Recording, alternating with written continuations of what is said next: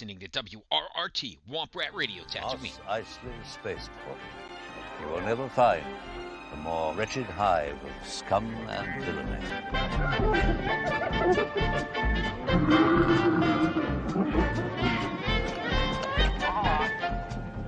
Impressive. Most impressive. You are not a Jedi yet. The Force is what gives the Jedi his power. I love you. I know. It binds the galaxy together. I'm Luke Skywalker. I'm here to rescue you. No disintegration. As you wish. Half-witted, scruffy-looking nerf herder. This is where the fun begins. At last, we will reveal ourselves to the Jedi. Don't think. Use your instincts. This is how liberty dies. With thunderous applause. Ahsoka. My name is Ahsoka Tano. Why did you come here? Because of you and your apprentice. You already know the truth. The belonging you seek is not behind you. It is ahead. My name's Rex. But you'll call me Captain or Sir. Sir, yes, sir! They said 50 years old. The commission was quite specific. The asset was to be terminated.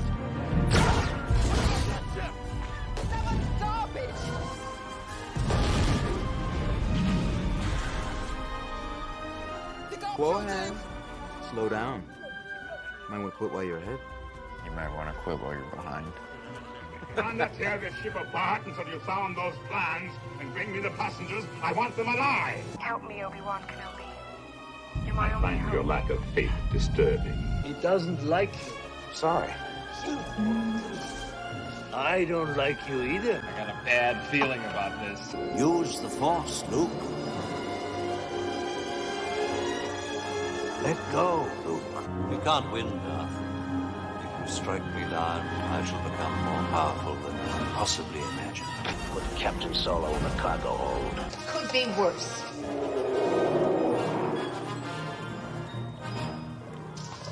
It's worse. May the Force be with you. Your destiny lies with me, Skywalker. Obi-Wan knew this to be true. War's not but great.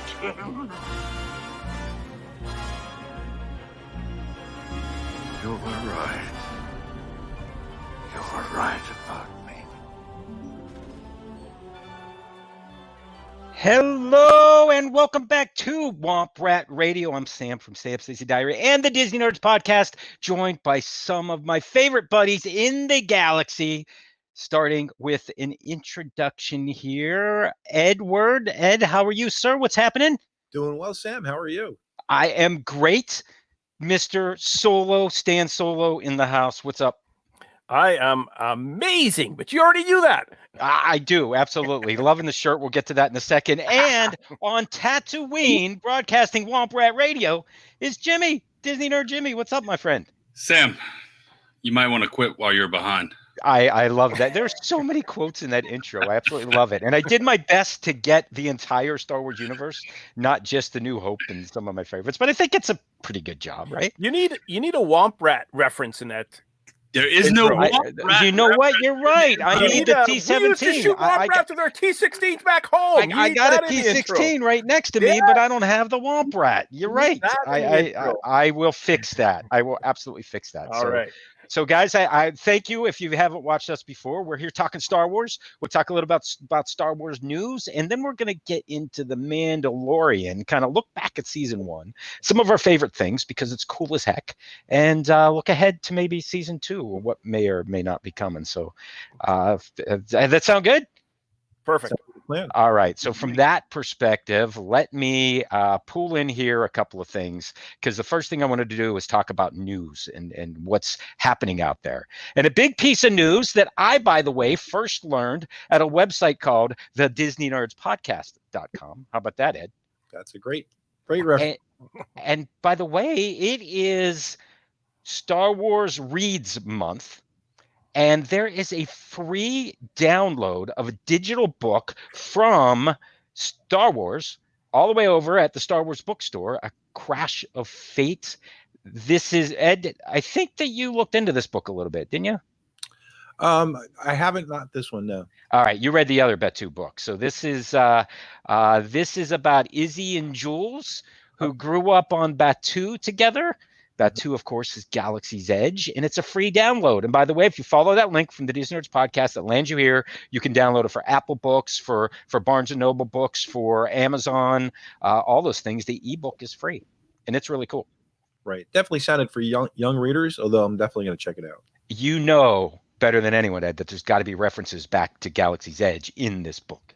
Sure. I mean, maybe it's just because I'm simple, but I kind of like the books that are kind of designed for young adults that still tell the story that kind of span all ages. Not just the Star Wars books, but I mean, even the Disney books, the Kingdom Keepers and stuff like that. It's designed for younger readers, but if you're a Disney fan, adult readers are still going to enjoy it as well. So it's kind of the same thing. I like those, and just like Rebels and Resistance and Clone Wars, it's designed probably not designed for me, but I get the story is still there, so I still get to enjoy it. Right, definitely. It's not Star Wars, but Harry Potter was for young readers. So. Absolutely. Look what happened there. Absolutely.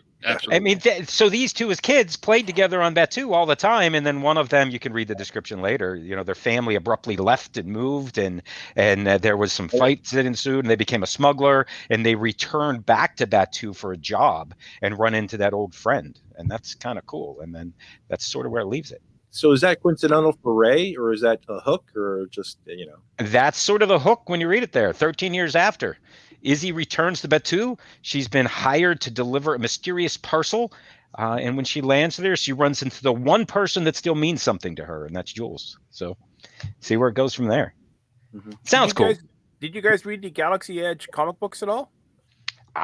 Yes. I have. I really enjoyed them. I know, Ed, you've been into the Galaxy's Edge. What's the book that I know you read? It was the book about Batu. What's it called? It might just be Batu. Yeah. I know you read it, and it's good stuff. Yeah, no, it was great. And it just kind of fills in a lot of details between the businesses and such. I'm going to guarantee the book you just mentioned, one of the two, or Jules, probably works at one of the stores. You know it. In the main city there. You know it. Selling toys or selling something. Yeah, definitely. All right, so that's one bit of news I thought was cool. Another bit of news happened last week, and that was the introduction of a brand new video game. And Jimmy, Squadrons looks awesome, if you ask me. I don't know what you saw about this yet. I haven't seen it. All right, so we're going to look at a trailer in a minute, but let me look at this launch. This hit StarWars.com. There is a soundtrack that's available for download. You know what? I did see the release of the soundtrack, and I didn't put it together. It's for the game. Yeah, I didn't. There's a complete line of merchandise. Oh, those shirts are cool. They're cool as heck. There are 5 new characters in this thing. That's awesome.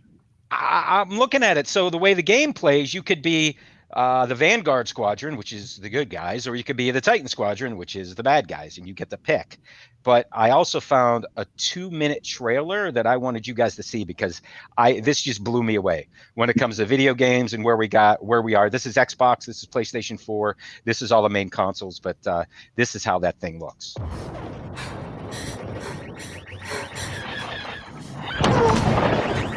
Come on.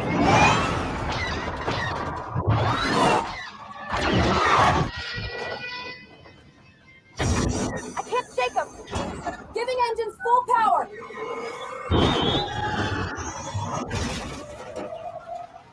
Right through the asteroid field. This is gonna be close.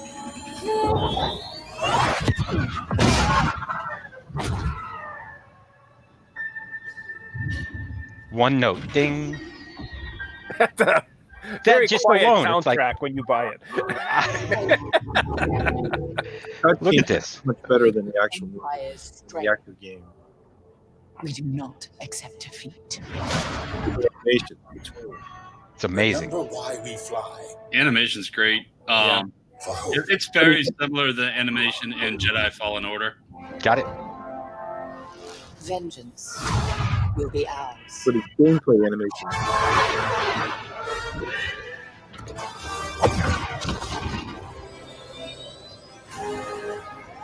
gotta wonder how much better it's gonna get with these new consoles coming out too, like PS5. Amazing. It's just gonna get better and better. I've seen reviews of this in VR. They have it already for VR.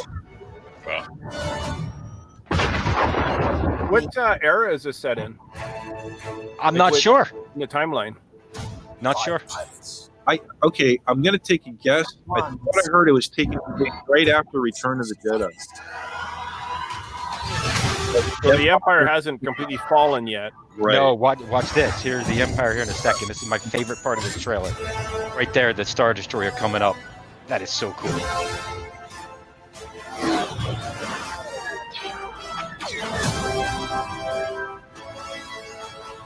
I'm thinking almost right before Jedi. That's just come on.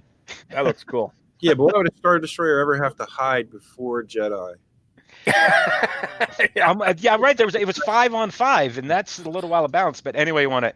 This came out on the 2nd earlier this week, and I need one of these. Not even Jedi, they're just rebels. They're not even hiding. Yeah, they already started hiding from 5 rebels. I can't wait to check this thing out. That's for sure. Jimmy, I'm sure you'll be getting one for the PlayStation, right? Yeah, it's probably something that definitely. I would say we're probably going to order that. Yeah. I may be going for it. I watched the trailer and it sucked me in. Like, oh my gosh, this is perfect. The biggest thing I want to know about: can you play cross-platforms? That's always been the horrible part about the Star Wars games. Is never had cross-platform play. You're right. So you get 5 pilots there. So there's 4 of us right here. We're going to need somebody else to join in that maybe's watching out there. That's what it comes down to. PlayStation 5 just for the one game. It's like, I mean, I know Jimmy's got his PlayStation. I got my Xbox. If we can play cross-platform, that would be just incredible. Have they done that? I don't know if they've done that yet. I don't know. That'd be awesome if they did, for sure. Not a lot of games. All right, that's all I got on news. I know there's always stuff going on, but I figured every couple of weeks when we do this, we'll get the latest, and that's what we got there. So, The Mandalorian. Okay, so last time we showed this big old Star Wars universe, and of course we're focused in just this really small corner of the Star Wars universe when it comes to The Mandalorian. But if anything we learned through the Disney Plus streaming platform, we got introduced to some phenomenal characters in this series. And the main one's not even shown there. The surprise, right? So this may have been well, it may be the main one. I don't know. It's about the Mandalorian, but of course the child gets all of the one who gets all the press. Yeah. So I look at this picture and I'm like, I love the backstories that all these guys would have. Whether it's Krell or IG-88 or IG-11. I'm sorry, that's 11. 11. I get mixed up too. It's hard. Well, they kind of look the same. Yeah, they look a little bit. It's hard to remember to not see IG-88. It just rolls off the tongue. Right. Well, because we've done it for 40 years. Yeah, Stan. exactly. Yeah. We've gotten to see a little bit of the background of the Mandalorian, just some flashbacks. Yeah. Yes. We know a little bit about Cara Dune. Mm-hmm. We just know she was a shock trooper. Rebel shock trooper. Yeah, and she was from Alderaan. That came up in one of them. Oh, good point. Yeah. I just finished watching this for the 3rd time in preparation for the new season coming out. Right, that's it. Exactly. You know what's interesting is if you have not watched The Mandalorian since you watched the galleries, it's definitely worth it to go back and rewatch because you learn so many little Easter eggs and stuff like that in the galleries that when you go back and watch The Mandalorian again, you're like, oh God, that's what they were talking about. And then I didn't realize it at the time, the first time I watched, the second time I watched it.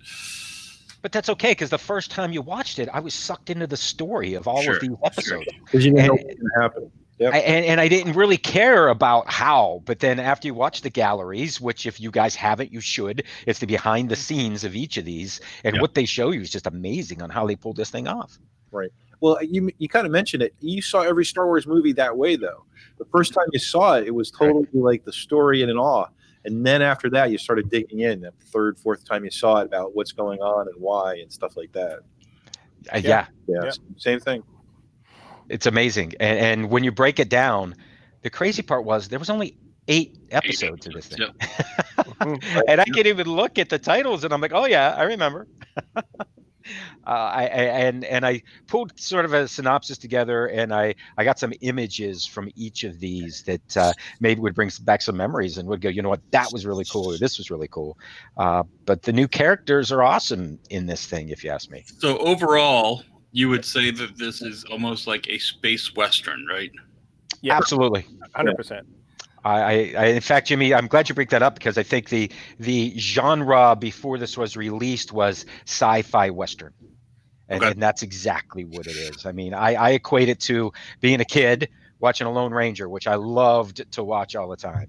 And at the beginning of every episode, he comes riding into town, something happens, and at the end of every episode, he goes riding out of town. And you see that with the Mando ship flying into some planet and then flying off at the end, and it's cool. And what's interesting is that I've seen and read that the original Star Wars trilogy was almost like a space samurai style movie, and you even see that. I don't know if you guys seen it, but it's almost like Darth Vader's helmet is almost modeled after like one of those samurai helmets.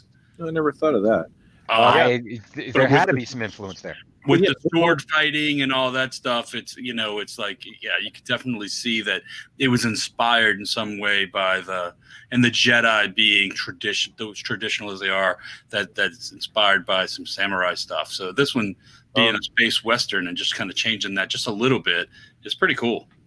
Yeah. Well, what's great with the original Star Wars is George kind of took bits and pieces from all different genres. Sure, it's a good point. Put it together, like it's like the X-wing TIE fighter battles is like a war movie. Yep, Han Solo is straight out of of a western. Like it is. There is a lot of different genres in there. That's a good point. I guess I'm thinking more of Vader for sure. Yeah, the Jedi have kind of a samurai type of. They do absolutely clearly inspired that way. Yeah. Yeah. Oh yeah, for sure. Yeah. They compared it in one of the documentaries because all the Western TV shows that came out of the 50s and 60s, and there's a ton of them if you ever want to look. Oh, yeah. That had everybody ready for a space Western because the story was there. They knew what was going to happen in the story way. They just presented it in such a wild new way that it was great. And to put it in the Mandalorian in a Star Wars universe and come up with characters that we never met before, but we're instantly familiar with them and their backgrounds and their backstories. And it was it's put together so well. It's amazing. I love it. Even the premise of The Mandalorian is based on a character, though. Based on Boba Fett. And sure.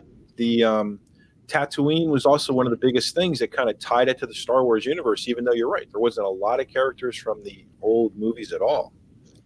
You hit on some of my favorite parts. Seeing the Razor Crust go over Beggar's Canyon as it's flying into Tatooine, and he walks into the cantina, and it's a droid that's serving them at the bar, even though droids aren't welcome there when we saw it. Right? Those things just blew my mind. Well, the most droid in the Prisoner episode. Yeah. Yep. Yeah. And they also did some cool callbacks too. And I don't remember the exact scene, but one of the scenes was when he goes back to get a puck, and he slides in the puck, and he's like, it's like a Mon Calamari, and he's like, that's a lieutenant's grandson or something like that. That's the best one of the batch, and it's like, is that Akbar's? It's a great question. Something, because it's great question. They tied it in a little loosely just to make you feel like, what, this is something on. Yeah, absolutely. Speaking of space western, I mean that image is just amazing. That's it there. He's walking into the bar. That's from episode 1. Right. So now something else that really kind of came out of The Mandalorian is that it looks like all these outer rim towns were made by the same manufacturer, meaning whenever they got terraformed originally, they put these buildings together pretty similarly. Yeah. Between like Mos Eisley and wherever he starts out here and things like that. They're all pretty similar. And back similarities, yeah. Galaxy's Edge in our place, Disney World. Yeah. Exactly. That's what I love about that too. It looks like it belongs in Star Wars, and that was the whole design point of it in Disney World. Which, by the way, we have a couple of people watching, which is awesome. Thank you guys. And Michelle, you're right. I don't have a game console either going back, but my kids do. So. Yeah, me too. Yeah, same way. That's exactly right, Tim. I technically don't have a game console, but I do, especially when the latest Madden comes out. Then I kind of, oh yeah, look what you got for Christmas. Oh yeah, that's great. Yep. Why was just talking about that the other day? Because I think I want to get the new Madden. I said I think I'll split it with you. Yeah, exactly. Let's go in halves and get the new Madden. That's awesome. I'll play it too. So many other cool things, and these next couple of pictures are from chapter 1, which was the Mandalorian, just getting introduced to him, and they kind of set up the where we are, where between the Empire and the rise of the First Order, somewhere in that lawless nature. So it's 5 years after the events of Return of the Jedi. Is where we fall. But this was kind of cool. He's picking up a bounty, and somebody here mentioned it, a bounty puck. We'd never heard of or seen anything like that. True. Before. Right. Mm-hmm. But you immediately knew what it was. Yes. Yeah, it makes complete sense. Yeah. We've seen the hologram like that because we've seen Darth talking to people or vice versa, or the Jedi holding a puck in their hand with a hologram on it. So that has been like a communicator or communication in the past. So this isn't that much of a stretch from that. This is like before that. But it just makes sense, right? It fits right in. Yeah, of course there's bounty pucks. That's how bounty hunter knows who he's getting. Yeah. I would also say that going back just a little bit to that opening scene, Sam, when he was walking into the bar or the saloon or whatever they want to call it, I'd be remiss if I didn't mention the music that oh yeah, really make it feel like it's familiar. Like it's not quite Western music, and it's done differently, but it's definitely it sounds like Clint Eastwood. Feel like it's familiar. You feel it back there, yeah. Like just him walking through town and like passing the stormtroopers on the spikes and whatnot, and that Western music, that kind of the Clint Eastwood, what was it, the Fistful of Dollars type soundtrack. It's very inspired from it. You're waiting for tumbleweed to go blowing by. Exactly. The spaced version of that, whatever it is. And that, by the way, goes back to the Emmys that it won. One was for music, and one of the gallery episodes is all about the music, and it just blew my mind. And it was amazing. By the way, if anybody has not seen that episode of the galleries, go watch it, because that guy, they basically just gave him carte blanche to do what he thought was right, and he brought in like these crazy different instruments and really stuff I never heard of. Right. And the Mandalorian. Now you hear even a couple notes of the Mandalorian theme. You know exactly what it is. Exactly. Which is so indicative of every Star Wars movie, right? Like all the John Williams music and stuff like that. Immediately when Star Wars. Right. It's inspired by, but it wasn't John, and I just think that's amazing the way that. Oh my God, Sam! I don't know if you've ever seen this before, but a buddy of mine at work just showed me this the other day. It is Star Wars disco music. I've heard of this. Okay. So you need to go to YouTube and YouTube. On the radio when it was. I thought of you when I saw this. Yeah. So when I think of Star Wars music, I immediately go to Bill Murray, by the way, and Star Wars, Saturday Night Live. That's where my head goes. It was on the radio. It was ranked in the ratings. It was a real thing. Oh, the disco stuff?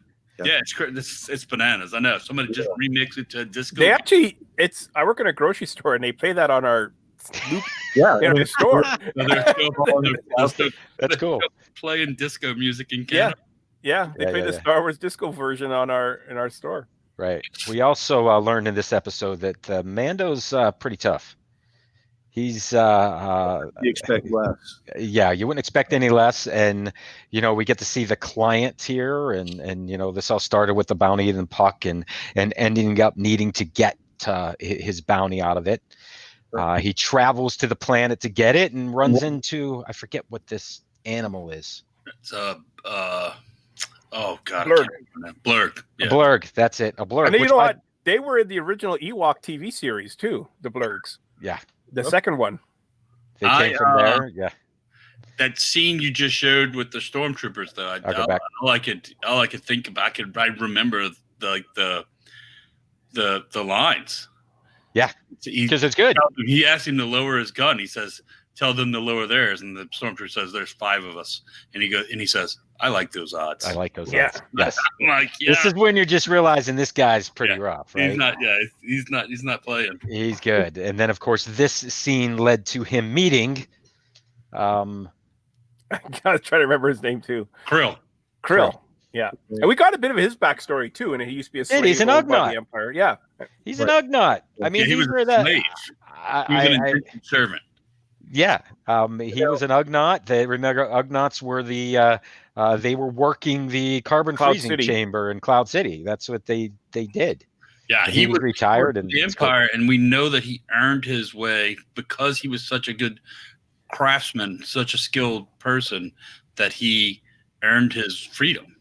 Or did the Emperor die and he got away because of that? Did the Empire just fell? Well, he said he said he retired. He might have stayed on Cloud City the whole time. He says he worked it because Cara Dune later on, she doesn't really trust him, and he makes it a point to tell him when he makes the new little carrying vessel for Baby Yoda that I'll show you my workmanship and how I earned my way to freedom. Absolutely. Right. Hey, that makes no sense at all. This slave is so good at fixing stuff and building stuff. Let's let him go. Well, but maybe he got into the good graces of somebody high enough that could be. I think he just put his time in. Yeah. Yeah. I think it might have been more the shady way, like the boss died or something like that, and everybody took off. Real quick, Lando left. No, I don't sorry. know if I want to go down in depth and things like that, but those stormtroopers you showed before, yes, I think there's another important part of that scene, and it kind of carries through for the rest of the series. When you see those stormtroopers for the first time, you've seen something you've never seen before in dirty stormtroopers. They're covered with grime. Their armor is scuffed up, and I can never remember seeing that because it was never allowed. Episode You're absolutely 4, Tatooine, they were pretty beat up. Not that. Well, they were in the dirt. They were pretty dirty. They were outside. These guys are inside. They're Can't even say that it doesn't look like the suits fit right away. Sure, and you're figuring out that shit. The Empire is definitely on its heels. Yeah, the New Republic is taking over. Right. The New Republic is taking over. Because that's a big thing in the storyline is for how the New Republic tries to take over and how that goes. Well, and you're kind of seeing just basically disorder. Yeah. Well, you are, but only in the Outer Rim, right? So the New Republic has taken over and pushed the remnants of the old Empire into the Outer Rim, and you got these warlords and some stormtroopers left, but you're not on Coruscant. You're in the Outer Rim now. So So they've been exiled to that. Yeah. Now, the other thing too is, are these stormtroopers now like mercenaries for hire versus working for an empire? Well, I think the mercenaries, because what happens in the Outer Rim now, the Empire's gone, so there's nobody paying these guys, their salary. But more importantly, there's nobody paying their fee to get them on a freighter to get them in space onto another planet. So they're kind of abandoned on whatever planet their guard post was on. Yeah, like the two biker scouts were basically hired guards now. But I don't know if they came with the Moff though. Was it close enough to the end? I think that was close enough to the end that they were part of Moff Gideon's. Yeah, because that's what they were talking about. He just took out a whole league of stormtroopers. But even the client had a big Empire medallion around his neck. Well, he was part of the Empire. He was like a warlord or something that was part of the Empire. Governor, something definitely. So maybe we find out who, because the client's still around at the end of this, right? No. Was the client go? I don't recall. Moff Gideon killed him. That's right. At the very end of the last episode. Yeah. Yep. When he shot up the whole Moff Gideon, killed them all. He killed all the stormtroopers and everybody in the building except the good guys. Yeah, which is good. thanks to the child. But speaking of the child, this was in that first episode. They tracked the bounty pucks. We got to see here an IG unit in action, and I just thought that was the coolest thing ever because these things just the way they moved and it's so cool. I was gonna say they don't need to have a forward face. They have it just for aesthetics. Yeah, just because of the way it's designed. They can shoot any way without really doing much turning. And we never IG-88. He just stood next to Boba Fett and looked cool. And the first one.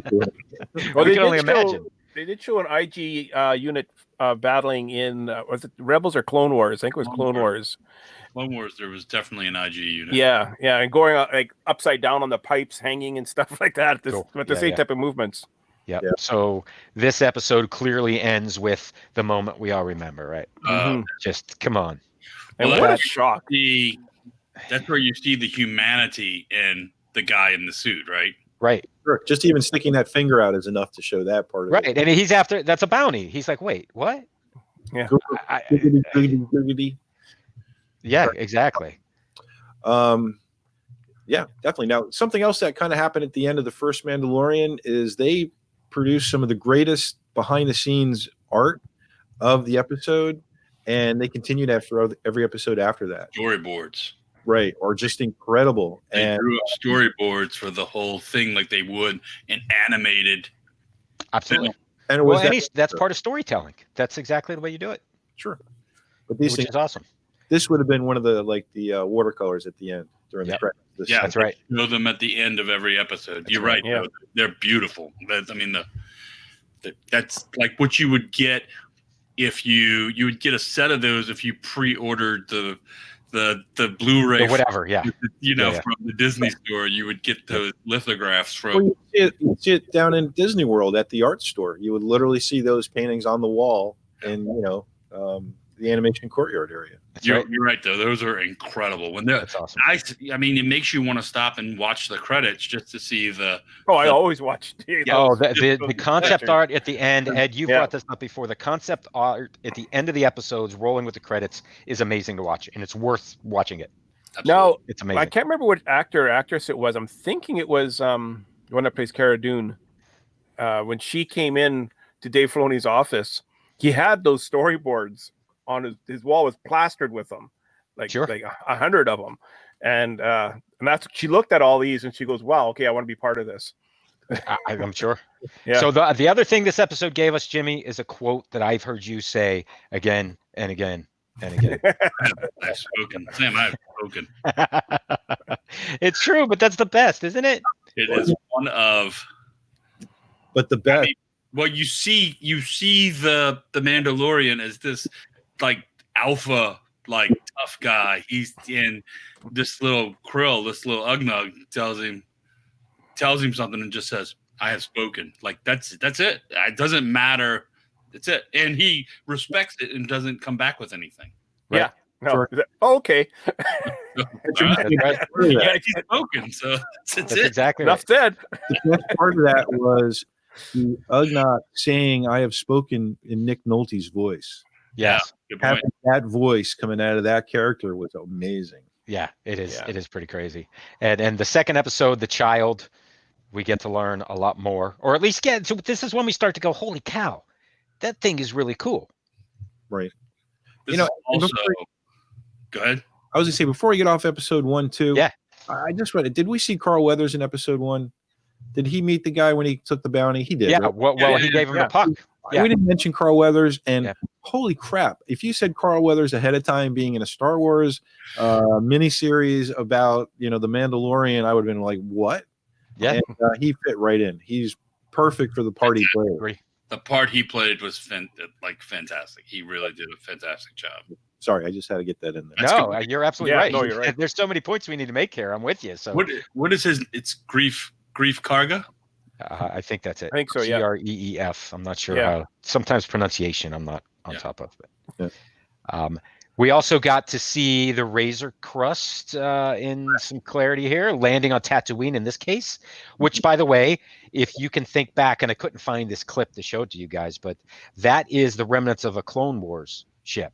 In fact, if you remember the troop carriers that Yoda and Mace Windu were on when they landed in the first episode in the Battle of Geonosian, they were on a ship just like that. The side doors opened up and the troopers jumped out. Aren't the engines different though? It's modified, but it's similar if you look at the hull. So this is an ugly ship. It is, but I still bought the Legos. Hanging out there. Yeah. Apparently it's a ridiculously capable ship though. Yeah. It's a utility ship. It's awesome. It does its thing. Yeah. And in this episode, I think he's going down the walkway that's behind you there, Jimmy. All right. I can see it. And it's awesome because that's clearly Mos Eisley's. It's like, come on. Yeah. This is the coolest thing ever. It looks a lot different because it's not the hustle and bustle that we remember seeing, but man, he's going through there. He's got the child in tow, and when he comes back to his ship, yeah, we find out what disintegration means. Yeah, I was going to say this is my favorite scene because I might have a clip of that for you here, Ed. Right. So the Jawas have taken it. There's Jawas everywhere, and we learn. Go ahead, Ed. No, that we know what disintegrations are. We saw it in the opening when Darth Vader tells his bounty hunters, "Don't, no disintegration." There you go. Specifically, Boba Fett. Yeah, I always thought that was just kind of like spoken. Yeah, I was talking to another guy in the lineup there. I will tell you though, this is not the first scene with a disintegration. In a live action movie, or no, in The Mandalorian. In the Mando, okay. Remember when he's first, and I forgot what type of creatures they were. They kind of in the beginning of this film, ice creatures. When he's just leaving with the child, those people attack him, and they had a fob. He disintegrates one, then he sees the fob. Oh yeah, that's right. Yes, when they sort of ambushed him. You're absolutely right. You're absolutely right. He disintegrates one, and you see the fob laying on the ground, and he's like, God, this IG unit had a fob. Now here's another fob, and he's starting to put it together. That everybody's after. Everybody's after this. Yeah. So then he chases down the sand crawler which is a cool fight scene, and you get to see him go up the top. And when he gets to the top of the sand crawler, they get him with ion cannons. Yeah, and he just falls off. Well, so Beskar can be disabled by ion. Queued up. Yeah, that's awesome. And the armor's a lot stronger than you thought it was. It is. It is. But one of the cool things, and this gets back to, I believe it was part of the gallery when Dave Filoni was talking, and he talked about, this is about playing with your Star Wars figures. That's how they started it. But in his case, it's when his older brother took all the good stuff and he was left with an Ugnut in his Jawa. And this is what he came up with. That's right. I just think that's so cool because I did that. It's true. It's a good point. And he made the best of them. That's for sure. Guess my question is why does he park so far away? That's a good question. I don't know. And he doesn't have a speeder bike. Like, if you're going to park that far away, at least get a speeder bike. What does he walk, like an hour and a half to town? Well, what's interesting is, though, think about it. He did the same thing in the first episode when he went and got the first guy on the ice. Yeah, on the ice, he parked way out. I mean, maybe that was the I don't know. Is that to not be detected? Is that a bounty hunter trick? He does that in the third episode, too, with the village. Instead of them flying the race crest to the village, they go there. Yeah. Sometimes it depends on the towns themselves where they have the quote-unquote spaceport. So a lot of times it is somewhat out of town for any damages. He didn't want to pay for parking. He didn't want to pay for parking. It's like the airport out of town. I mean, the airport's not in town. I'll walk an hour and a half. He went to the park and fly. He went to the park and fly instead of he went to the remote lot park and fly instead of parking at the airport. That's good. Yeah. So that's a piece of that concept art we talked about, and that's just cool. Mm-hmm. So that was the concept art, and it ended up being this when it came to the end there, and it's just so cool. Yeah, unexpected how he got in a fight where he's in the mud, basically. That's a mudhorn, right? Mudhorn, which ends up being his insignia. And the coolest part here was, of course, right. First time we get to see the child leverage some mysterious forces. Some magic, right? One of the big quotes was from Carl Weathers, "Do that hand thingy." Yeah. Do that magic hand thingy. Did anybody else kind of feel bad for the Mudhorn? Sure. Yeah. He just was protecting his egg, by the way. This was all about getting an egg for the dollar. Steal them, like they had him kill this animal just so they could steal its egg and eat it.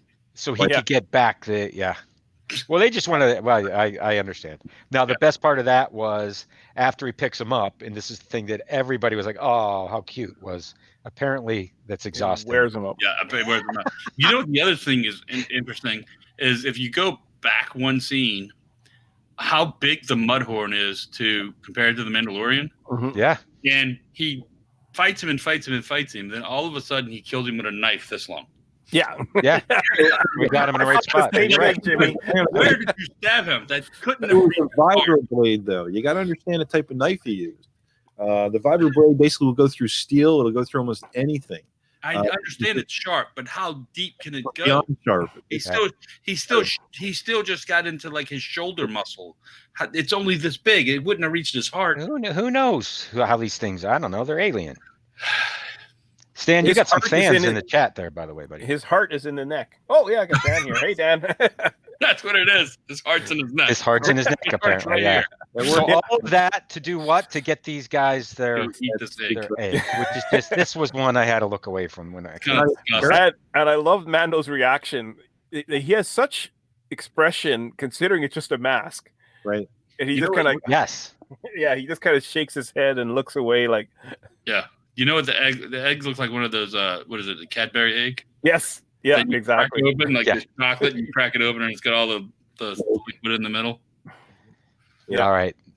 Episode 3 was the sin, which is when Mando takes the child. He betrays his oath. He does. He takes the child back to the client, and then has second thoughts after leaving him there, asking what it was that they were going to do with him, and it ends up with some cool stuff, right? When he decides, you know what, I'm taking him. He says how uncharacteristic of someone of your kind to ask to ask him. And then you find out also in this that we don't know exactly what's going on, but we know the doctor wasn't necessarily a bad guy. I agree, but we don't know. I agree. Killed at the end too. I don't think so. No, he left him. He may still be around. Yeah, but we know that he was looking out. Well, he even in the first episode, he even got a little upset when he said, if you do have to take him in dead, kill him, right? Yeah, if you do have to kill him, and the doctor was like, that's not part of the agreement. Yeah. So yeah. I want to say I heard that this doctor is from before. Like he was definitely somebody involved in the Empire. I'm not sure if it was when they were chasing Jedis when they did that whole thing or something after. Yeah, he's definitely an established character though. He didn't disappear. That's interesting. Yeah. I've also read or heard something about the patch on his arm looked like the patch that the Camino wear. Could be. Like the people that made the clones, it's similar. To Right. similar. Oh, yes, that makes a lot more And sense. that could be part of it. I mean, you're making a connection to the cloning, and who knows what they want to do with this thing, right? So, yeah. Which, by the way, in this scene, we learned that Mando's got a flamethrower, which is pretty cool. See that before? I When the little what the little creature is that he rides? The blurg. The blurg. The blurg. It first goes off when the blurg grabs him by the arm. He tries to roast it. And I want to point out though, every time he uses that flamethrower, this is probably the one time it worked. Yeah. Every time he uses it, and it basically just flashes in the thing's face, and nothing happens, and he ends up getting beat up some other way. Yeah, it is an odd weapon to use, but he does use it a lot. It must not cost. He uses that roasted repelling with it. I'm sorry. He uses that repelling thing a lot too, like the Spider-Man web that he Oh, shoots yeah. out and he pulls back the people. grappling, The grappling hook, yeah. Yes. What's on the end of that thing that grabs onto everything and anything? Right. Like, is it a super strong magnet or what? And then it lets go at his command. Yeah. Oh, it's Exactly. So now, here's the other thing you never really thought about with Boba Fett is that it costs money to keep all his weapons packed or available, because Mando picked up those missiles at one point and Those whistling birds, and he had to use them immediately, and then I know what she says. Use them very sparingly. Yeah. He's like far right later, now. he shoots off a dozen of them. They worked. And they looked exactly what they were supposed to have been. So, And he That's got exactly that right. in lieu of his signet. Yes. At the time. right. Yeah. She wanted to give him a signet, and he said he couldn't accept it because he got the help of an enemy, he said, to beat the Mudhorn. Yeah. She Right. said, we'll Yeah. do some whistling birds instead. Why would an enemy help you? She says. Right. Yeah. Which is just interesting as heck, right? Yeah. The Sanctuary was the next episode, number 4, and that's the episode where We meet Cara Dune. we meet Cara Dune when the Bone child broth. gives us the good old, hey, what's going on over there? And they may start out as enemies, but they end up being fast friends. The They were one of those- shock trooper. That's again one of those Clint Eastwood movies where it's the other gunslinger who's the competition, but then when the eviler guy shows up, they always team up. Yeah, You know, that's pretty much it. Western. Well, I don't think they were ever at odds. They fought because he didn't know what to think of her. And Well, then, both ways. She could have been after him for the bounty. He didn't know Yeah. that. Yeah. oh, And that's right. and So she thought he was after her. Yeah, they weren't necessarily opposed, but they didn't know that they were opposed. So what do? You fight and you figure it out. Yeah, and then Baby Yoda shows up with his soup, and they all stop. So this episode, which one was better, Bug's Life or this episode? It's the same story. It's similar. Well, this one had an ATST in it though, so that makes it better. Which again, if he would have parked the Razor Crest closer, he could have just shot the ATST with the Razor Crest. Very good point. That is a good point. Now, another scene I love in this one is Baby Yoda and the frog. Yeah, I didn't think about that, Stan, but that's a very good point. Like, how are we going to defeat this thing? Well, let me go get my gunship. Yeah, exactly. And then I can defeat it. That has shields and everything. I love it, Ed. That is just awesome. There we go. Ed, show me that again. That's the best. And, well, he's got the child eating the frog, eating the frog, spitting it out. He's like, sorry, kids. That's great. That's a pop there, Ed.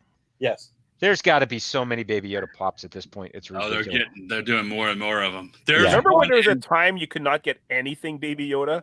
Yeah. Well, it goes to Jon Favreau not wanting anybody to know anything about this character, and they kept it hidden until it came out, and then it was like, oh my God, we need this. I think he's printed on the Slurpee cups now. Like, there is a child pop at Tatooine Traders that is like this big. Really? Oh, wow. That's like life size, 18 inches, right? Yeah. It's pretty big. Yeah. It might be. If it's 18 inches, that's life size. Yeah. Now they're doing like different pop. Like I have the original child pop, but now they're doing one with like him in the little sack. One eating the frog that Ed just one eating the frog. Yeah. They're capitalizing. They're in full. Oh, that's another cool thing from the Clone Wars is the Loth Cat. Yeah, from Rebels. Yeah. That was from Lothal. Lothal. That's Ezra Bridges' home planet. Yeah, and that's the cats they had there. Yeah. So that's a shout out, making a connection there. I don't know what that cat's doing on this planet. Well, they have them on Galaxy's Edge on Batuu, sleeping in cages too. I'm sure they do. Yeah. Yeah. Of course they do. Right. They're well traveled. Exactly, and of course they organize the villagers that are being attacked, and it was cool seeing one of these things. We're going to use another Western reference. This is the Magnificent Two. Yeah, right. Magnificent Seven, save the Mexican village. Yep, that's exactly it. And by the way, Ed, there's more concept art, just cool as can be. I love this. This is like my favorite still of the entire series. Yeah, it's just cool looking. It's like, oh man, look at that thing coming to destroy the village. And this is also the first time you don't see his face, but you see him take his helmet off. Yeah. Yes. He takes it off and sets it to the side to eat. In front of a bunch of kids playing. Like he's watching over the kids. Yeah. Yeah. I'm thinking to myself, you're not supposed to show your face. They can probably see you. Windows open. They were kids. They were playing. He was watching. He was too worried about the child at the time. Yeah. So you also in that episode see him like a little bit of love connection. Yeah. A little bit. Yeah. You saw a different side. Yeah. Like even Cara Dune told him, like, you'd be crazy not just to take that stuff off and settle down here. That pretty widow. And just retire and just live your life here with this beautiful woman. Exactly. And I'm with you. The next episode was... She was great. I don't know what she's from. The Gunslinger was the next episode. Just quick on that, the lady that he could have stayed with, she has a backstory that I'd like to find more about. Oh yeah, because she could shoot like nobody's business, and that's right. She knew how to fight. Yeah, that's right. Something was going on there. Like, I'm hoping we get to see more of her in the future. Because they asked if anybody's got any like experience with a gun, and like she's the only one in the whole village that raised her hand. Yeah. And then they show them practicing, and she's like dead shot. Like, the tiniest pot in the row. She took it right out. And you got to wonder how they're setting up, because a couple of these, they go to a different place to introduce a character. So they've introduced characters in different episodes that didn't follow through. You got to wonder if they're going to be back in season 2. Exactly. Or if that girl comes back somewhere down the road, or he meets her somewhere. If they survived, though, a lot of characters were introduced that didn't survive, unfortunately. So, and again, we forgot to say spoilers in the beginning of this, but it's been we're getting ready for season 2, man. Yeah, Juggernaut was like a perfect character that you would have thought would have continued on till the next season, and then he can kind of come back and count on some of these characters down the road when they do like the rehash or something episode. I think she's going to be back some point. Yeah. Right. I hope so. Not who we're looking at here, but she was great too. Like, somebody needs to watch this. What are you doing? We're not looking at anything. Oh, I'm sorry. I meant to say this. Oh, here. Sorry. Oh, yeah. I meant to say this. I don't know. What is she from? Because she was the Comedy Central show where it was it about teachers? And she was on that one. She played a really crazy character. Like, she is fantastic. She was good. I thought it was Rhea Perlman first. And then That's what I kept thinking too. It was Rhea Perlman, exactly. She is incredible. She is really, really good in this. Pelamato, Mos Eisley Spaceport. That's where they're at a repair facility in Mos Eisley. That's cool. Right. Well, because it has to happen. You never see this. You see those droids on Star Tours. Yeah, well, those are the pit droids from Pod Racers. Episode 1. Yeah, they're the pit droids. And yes, they're in Star Tours when they bonk them on the head and one falls out. And it's funny in this is that we're in that, so it's great. Yeah, it's great connection. Yes, definitely. And back on Tatooine, I love this image. I mean, there's your moisture. It's just crazy. And 2 sandcrawlers. He didn't learn his lesson. 2 sandcrawlers in the distance. There's 2 of them too. Yeah, I've never seen. I know. 2 of them. There's been nothing left on the Razor Crest after they're done. Yeah, he left it right there. And while they're looking that way, going, "What's going on?" It's so true. Some other characters here, which I worst episode. I kind of agree, but something I did love in this episode, Ed, were really you think it's the worst episode? It's my least favorite. I love it too, but it's like there's a lot of good things in it, but for the part, this whole character. It was a fluff. It was a fluff episode. Exactly where it was going to go. There was a weird sort of image at the end. Somebody comes up at the end of it, and we never heard anything else about it. Well, I think that had to be Moff Gideon. Do you think it was? Yeah. Well, here the other side of this episode too was that is that Min Hua? Ming Na Wen. Okay, she was the one that was the I guess the bounty for this entire episode. So we had 40 minutes looking for her, and then 2 minutes of shooting and killing her. And that was it.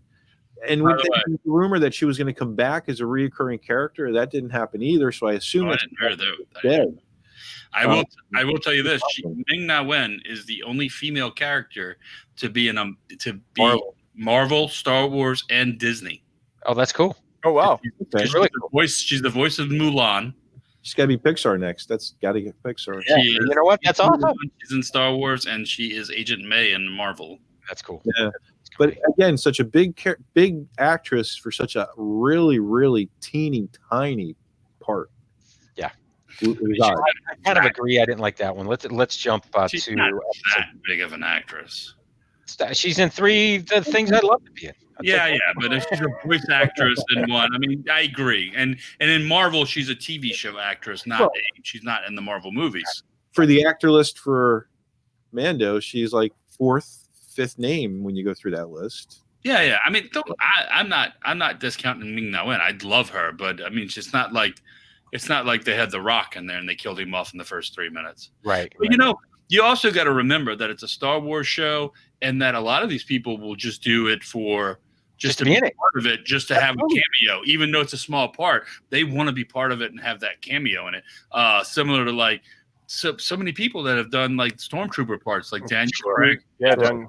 Speaking of cameos, Jimmy, you're bringing me to The Prisoner, and it's a perfect segue because in The Prisoner, at the end of it, there's what I think is the coolest segment, coolest cameo ever, and it wasn't just Dave Filoni, who's one of the directors, and it was Deborah Chow, and it was three of the directors, but 3 of them.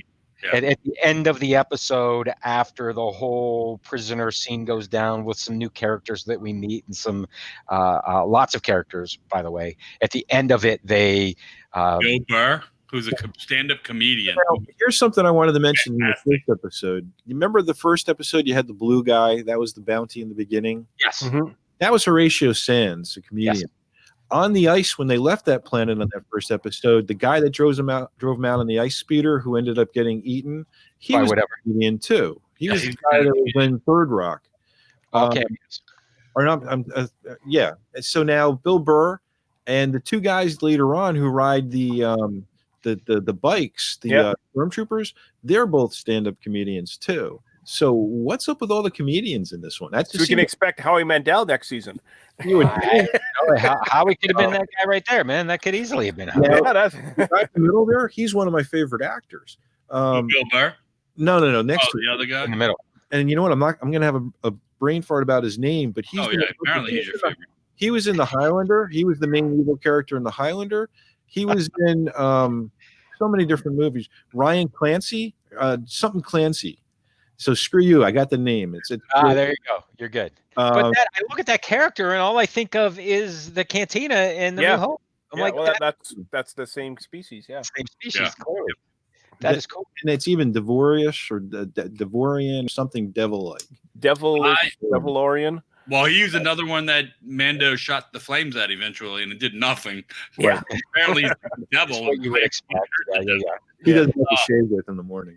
What's another interesting part about this episode was they almost did like for a part, almost like a horror film idea. Yeah. And you could see because there's one spot where the lights are flickering, like when Mando starts to hunt them down, the lights are flickering, and you see Mando behind him, and the lights come back on. Coming closer. Yeah. And then he disappears, and he gets closer, and he disappears, and he comes closer. It was very like horror film-esque.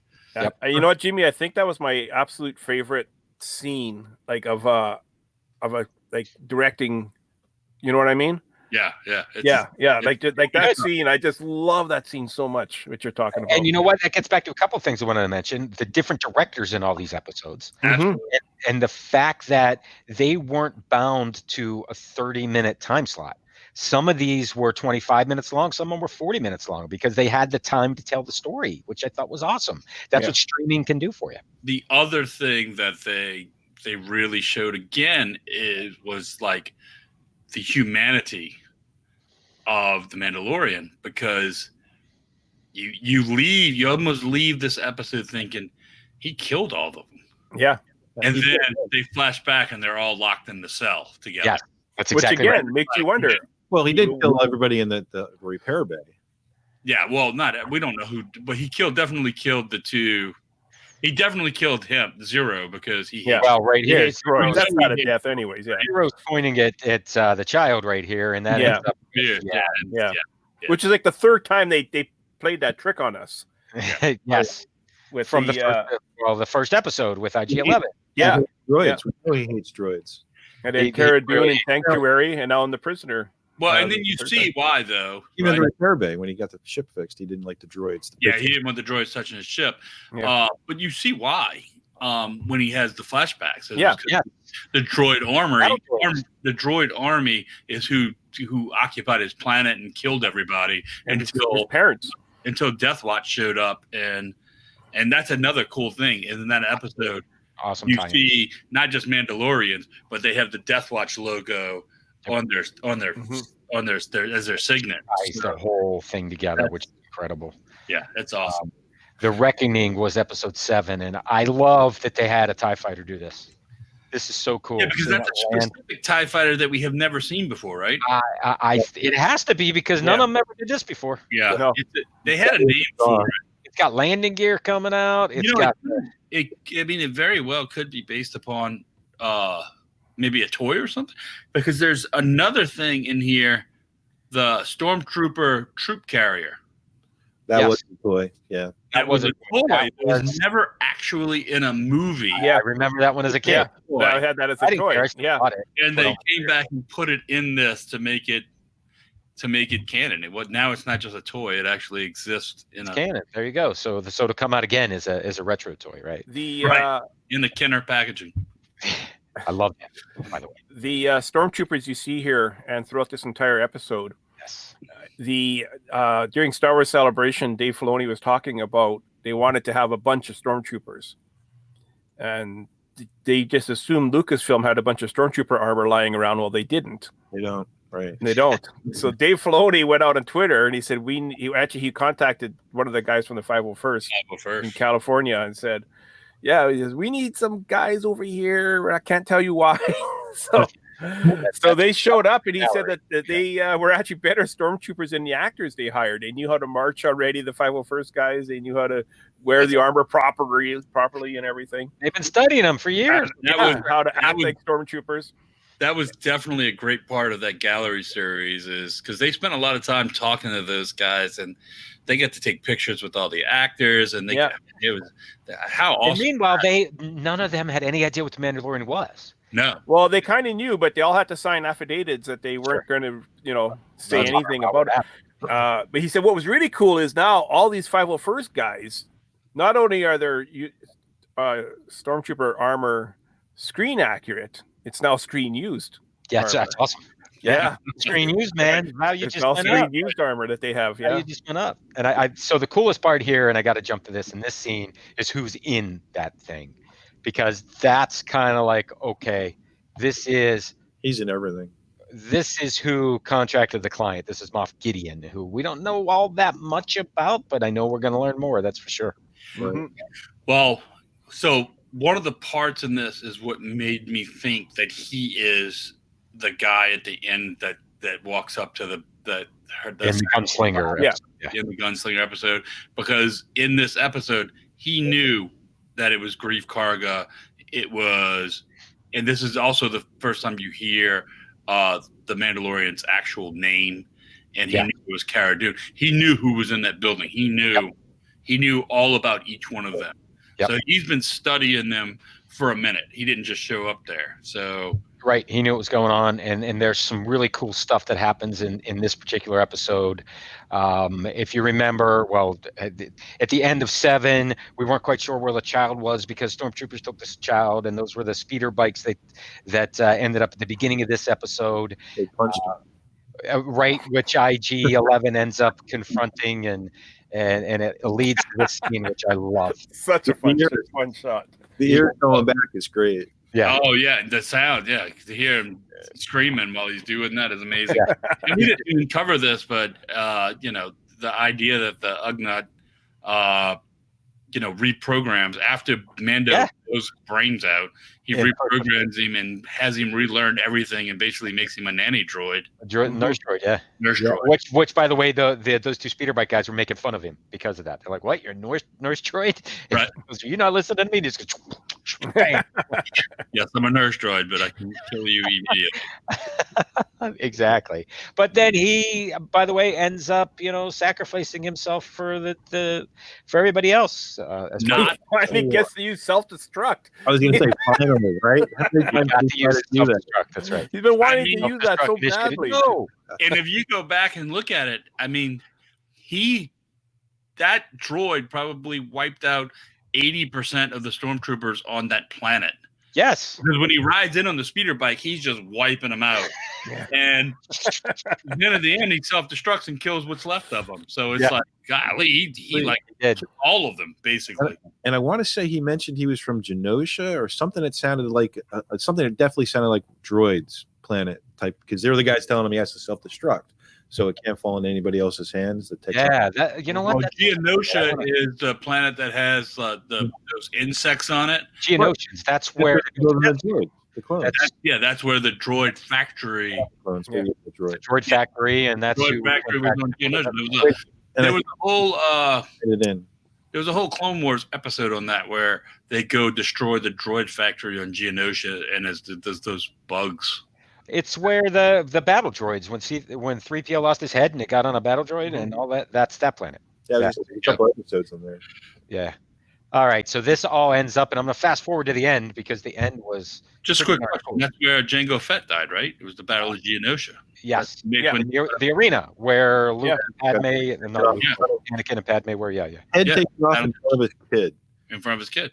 Yeah. There's a whole thing in Clone Wars about that. How Boba wants to kill Mace those are future episodes, man. I love it. We're going back to those things for sure. All right, the dark saber, man. Dark saber. Dark Force affected, I guess, to control the saber. Is that something you're assuming? I don't think it's Dark Force that controls the saber. The backstory here goes back to the Clone Wars and the Rebels, and the fact that the dark saber was created by the first Mandalorian Jedi. Might have been the only one, and I'm blanking on his name. And wasn't it stolen from the temple? It was stolen. A bunch of things happened, and it ended up being the person that possessed it was the ruler of Mandalore. And it went through a couple people and ended up with Sabine Wren for a little while, and Sabine had it. And somehow in Rebels, it goes from being with Sabine, who was a Mandalorian, to being with this guy. And it started. First time you see it is, I can't remember his name, but he is on the moon of Mandalore, and he was the leader of Death Watch when Obi-Wan and Princess Satine or Duchess Satine go to Mandalore, and they found out he was exactly not an ally, and he pulls out the darksaber and fights. Sabine being Obi-Wan's love interest, by the way. Correct. So, and that's what happens. He ends up fighting Obi-Wan with the darksaber, and that's the first time you see it. It's going to be huge moving forward. In the next, this is how it ends, right? He's coming looking for the child. That's what he wants. He's on a mission to get it. He had hired the client to get the bounty hunters, and every bounty hunter has a puck for it, and that's kind of where we ended things. And I can't wait for the next season. Why do we think he wants a child so badly? I don't know. Is he extracting midichlorians? I don't know. That's a great question. Those guys back up again? Midichlorians. I don't know. Yeah, I would say to exterminate or to track down where he came from. Clone? Or only because that one scientist, maybe, but or to I don't know. That's the questions that hopefully season 2 will answer. But is he a bad guy? I mean, he's in. Oh, he's definitely a bad guy. He's definitely a bad guy. Is he? But in his mind, he's trying to bring balance. Something, and he needs the child to do it. I don't know. You know what I'm saying. No. All right. Can I want to do this quickly because we've been going for over an hour now. Favorite quotes? This is from StarWars.com, and these are all great, right?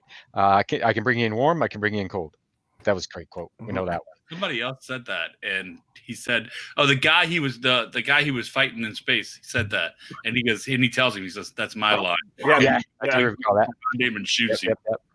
I was hoping to be free for Life Day. Life Day is a reference back to the Ewok special because the holiday special. The holiday special. Chewbacca's family was doing it. Yeah. I like those odds, Jimmy. You talked about that one. I will help you. I've spoken. I will initiate self-destruct. We talked about that. He said that multiple times. I'm a Mandalorian. Weapons are part of my religion. That's when he tells him to put his weapon down for the Jawas. Suga. That's apparently Jawa for egg. This is the way. Stop touching things. The Mandalorian child. Bad news. You can't live here anymore. That was the Cara Dune when the bad guy showed up. So bad news. Yeah. You can't live here anymore. They have an ATST. You can't live here anymore. Yeah, sorry. You have an armored gunship not too far away, but we're going to forget about that for now. No. You can't beat an ATST. That's right. She's no good to us dead. That was for a bounty. Your name will be legendary. That was the bounty from the Gunslinger episode. Oh yeah. That's not saying much. I don't exactly remember that.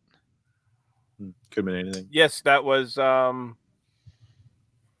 was that? I remember here. Okay, I'm in. Yes, he was a shock trooper. But that's the prisoner episode.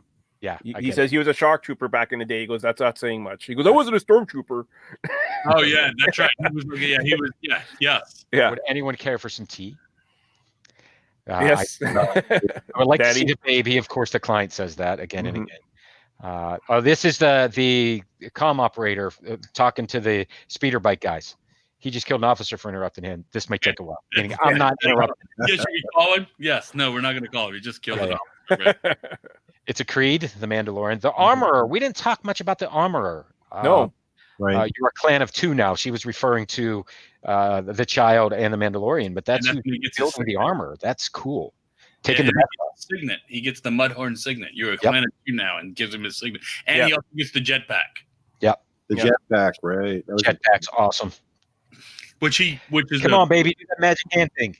In the Sen, when the Mandalorian go help him, the one of the Mandalorians flies by the ship and he goes, "I got to get one of those." Yeah, talking about the jetpack, and that was straight out of Iron Man. Yeah, or Avengers when he salutes. You can see. Yeah. Come on, baby, do that magic hand thingy. That's great. All right, so that's season 1. We loved it. Season 2. Let's very quickly. We're going to watch a trailer and then talk. It's about X-wings again. It makes me. Yeah, this is cool because what planet is this? This one gets me in the field. Is that what's supposed to get us? It's supposed to look like Earth, and that catches. Maybe. Look, that ship is in bad shape. Look at the door flapping. Murray planet. Because there's a couple of different species that comes from Akbar's planet. Yeah, Mon Cala. And I think that could be it because there's a scene in here of water. Yeah, so made me think about it. You must reunite it with its own kind. That's crazy. Where? Love it. This you must Tatooine. determine. The Beggar's songs Canyon. of eons past. Maybe. Tell of battles between Mandalore the Great and an order I thought that was snow. called Jedi. Jedi. Wait a minute, Jedi? You expect me to search the galaxy and deliver this creature to a race of enemy sorcerers? I heard she wasn't a Jedi. I don't think she's a Jedi. You don't know. This is the way.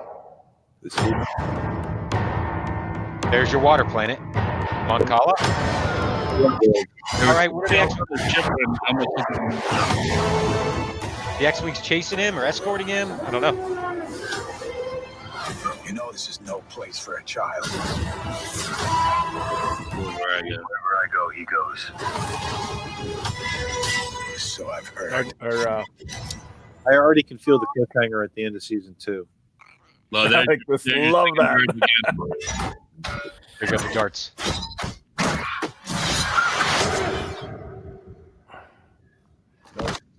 This is the way.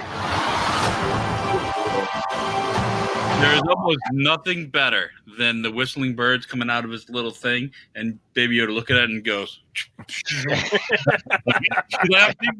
seen this before. It's gonna go down. Yeah, that's exactly what he's thinking. So Ed, you said you already know the cliffhanger. What do you got? No, I'm saying I could already. You can sense there's going to be a hell of a cliffhanger at the end of 2. Yeah. You know, for sure. He didn't get anywhere. I mean, it looks like he got stopped like 8 different times right there. So before I get into these next few things, I liked the original Mandalorian because we had no idea there was a child. We had no idea who some of these people were. We know some things about season 2 that maybe I'd rather not know. So spoiler alert for those that don't. Like, for example, Ahsoka may be making an appearance in this. Yeah. I don't know under what, but I think it would have been like, holy cow, if she just popped up. Yeah. You know what I mean? It would have been like, wait, what? It would have blown my mind. I feel like the only way they can do this correctly is to have Rosario Dawson do this, but have Ashley Eckstein do a voiceover. I understand. I know exactly what you're saying. Because I've watched all of the stuff, the Clone Wars and then Rebels, and then I listened to the Ahsoka book, but on Audible, Ashley Eckstein is the narrator. Oh, so she is. I didn't know that. Yeah. Oh, yeah. So the Ahsoka book is read by the voice of Ahsoka. So Ahsoka, to me, has a very specific voice. It's so. I'm gonna need to hear. So we'll see. That's one we know. Yeah. Another one we know is. So this is a character that was part of Rebels, that she voiced in Rebels, and she's going to be playing. Okay, yeah, that's right. She's really good in the show. Battlestar Galactica. Yeah, Stardust. Yeah, Battlestar Galactica. That's probably what that image is from. You're thinking Big Bang Theory. No, I'm thinking this is like a cop show that happens like up in the north somewhere and with cowboy hats and Longmire. Oh yeah, sure. Cool. So we know this character's coming back. Then I love this kind of stuff when you see, this guy's in it, but we don't know what he's going to be, which means it could be. He's one of my favorite actors. He's in Justified. Nice, amazing. So he could be complete makeup and us never know it was him. You know, you never know. Here's one maybe I didn't want to know about. Right, I agree with that. I would have rather just seen this happen. And been like, jeez. Even the Ahsoka thing too. I'd really rather have. I'm with you, right? Yeah. We also know there's more bounty hunters coming. And it's not like they need to hype the show. People are going to watch it without seeing trailer 2 or hearing anything about exactly right. That's exactly right. Then there were some rumblings about Sasha Banks, and they were rumors initially, but then that's who was in the preview. So there you go. And that's pretty cool. So Jedi, not. I've heard people say maybe she's Sabine Wren. I don't know. Who is she? I don't know. She is a wrestler. Oh, okay. I don't know who she is. Oh, okay. Yeah, I don't know who she was either. I thought she was a singer. She's a wrestler. So I think what it comes down to, though, is these two. That's what this is the why does he want the child, and what are we going to learn about the child? Are we going to find out what the species is? Is he going to find a planet of these things? I don't think so, but make it an early pool bet. Yeah. Okay. At the end of season 2, Sam is going to somehow try and justify Moff Gideon as a good guy. Maybe. Well, we'll see. I'm ready to go. And I'll tell you what brought that to my mind, Jimmy, is I know, because you're a dark side guy. I kind of am, but I watched. You're like, he's not that bad. He's just troubled. Watching the Empire Strikes Back reunion stuff, and they had some old interviews. And when an early interview before the movie came out, someone asked, I think it was Diane Sawyer, was interviewing Billy D. Williams, and she said, "Oh, so Lando Calrissian's the bad guy?" And he goes, "Whoa! Who said Lando was a bad guy? He's not a bad guy. He's just doing what he has to do based on the situation," which was true because we learned more about Lando later. Yeah. So I'll give him time to figure it out. Well, Billy D. Williams said the same thing. So. Yeah, right. So here's what it comes down to, guys. October 30th. My prediction is that Moff Gideon's going to have possession of Yoda at the end of the season. You think? That's my prediction. That's a good one. That's a good cliffhanger, too. My other prediction is you're not going to see Moff Gideon other than the last episode or the last 2 episodes. Last 2. That's what I'm thinking as well, Ed. Because I didn't see a lot of him in the trailers or where he would have been. So. Yeah. We'll get hints of him that he's in the background, but we won't see him or hear him. Similar to that episode where you see, I'm almost positive that's got to be him that walks up to Ming-Na Wen's body. I can't remember the assassin's name, but it's there. Yeah, I agree completely, Jimmy. I think you're right. Guys, thank you. I think this is all about looking forward to what comes next, right? So much fun. It is. Thank you guys for watching. Those of you that stuck with us, this is awesome because we just decided to do it at last minute live. This will be on podcast stuff. We'll advertise it on the Disney Nerds podcast. Don't forget that. You see YouTube, Instagram, website, all that good stuff. So thanks for checking us out. Make sure you check out the Disney Nerds podcast, Sam Disney Diary, and that solo show. I think that's a thing too, right, Stan? That's a thing. Yeah. We just had our 1-year anniversary last week. Congratulations. Thank you. What's that, Jimmy? It's a whole show about Han Solo, right? The Solo. Yeah. Well, the Solo family. It's about Han, and Han, the whole Solo family. And any other brothers or sisters that might be out there that we haven't? Who knows? Not yet. Thank you, guys. Jimmy, I let us down. I don't have that outro music stuff that I said I was going to work on. I think if you don't put the Star Wars disco music as disco, or maybe I'll just do Bill Murray. Star Wars disco music, I'll be very upset. Yeah, maybe I could just find Bill Murray Star Wars. Yeah, that was funny. Saturday Night Live Star Wars Bill Murray. And wasn't he in a train? He was like the singer on it was a train or something. Definitely a shady lounge. That's how about Carrie Fisher's Life Day song? No, that's nobody wants to see that. We celebrate. Nobody wants to see that. But all that said, guess what I found? There it is.